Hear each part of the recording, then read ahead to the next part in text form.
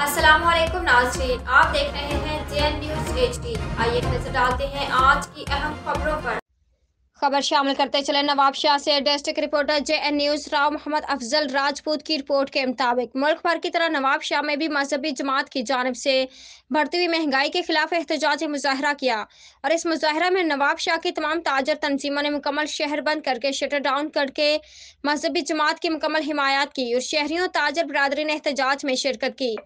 इस मौका पर मजहबी जमात के जिम्मेदारान डिविजनल अमीर मोहम्मद मुश्ताक जट, तालुका अमीर नईम मलिक, हाजी बाबा एडवोकेट सईद रंधावा, अली अकबर चिश्ती, कारी आरिफ ताहिरी, जुनेद अब्दुल शकूर और अशफाक कराई ने मीडिया से बातचीत करते हुए कहा कि बढ़ती हुई महंगाई ने गरीब और दिहाड़ीदार तबका से जीने का हक भी छीन लिया है।